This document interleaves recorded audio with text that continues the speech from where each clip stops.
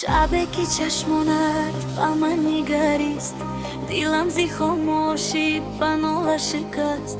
صدای نفست مثل نسیم بهار، با جانی خستم و برد اقبال و یار.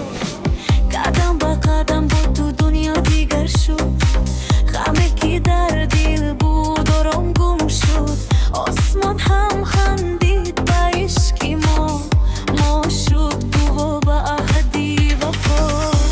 هرگی دلم نامد مثل آید، خروازم میخونم با عشق و نیاید. اگر روز دور شبی از من، دلم میمیرد به تو یک دم.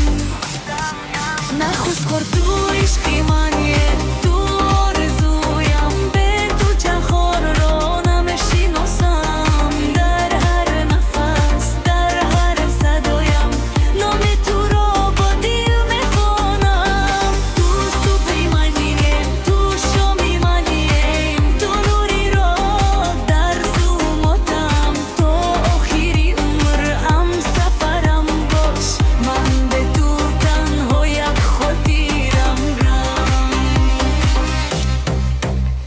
باران میبارد اگر تو باشی، سردی ندارد شادی و خاموشی. دستت اگر در دستی من باشد، دنیا پر از آرامش خواهد شد. مایت مثل شب دوشنبه، چشمت شد ستاره های تلسار. هر خنده تو سرودی بخت، هر عشق تو درد دل یار. گفتی من همیشه با من بیمان، با مترسم فردم به نام تو.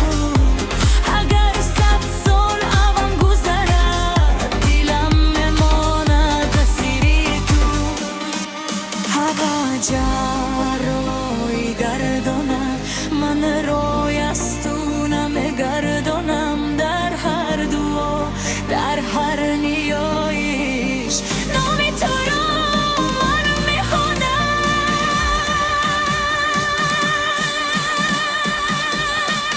نخوز کر تو عشقی منی، تو آرزویم، به تو خلق را نمیشناسم. در هر نفس، در هر صدایم، نام تو را با دل میخوانم. تو صبحی منی، تو شامی منی، تو نوری را در ظلماتم. تو آخری عمرم سفرم باش، من به تو تنها یک خاطرم.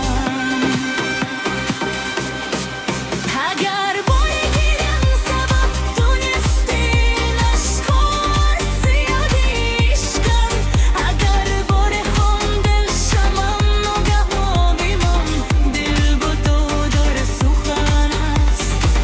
بیا تو خون را فراموش کنیم، بیا تو فقط من بمانم. در آغوش هم آرزو بسازم، با عشق تقدیر را نیستم.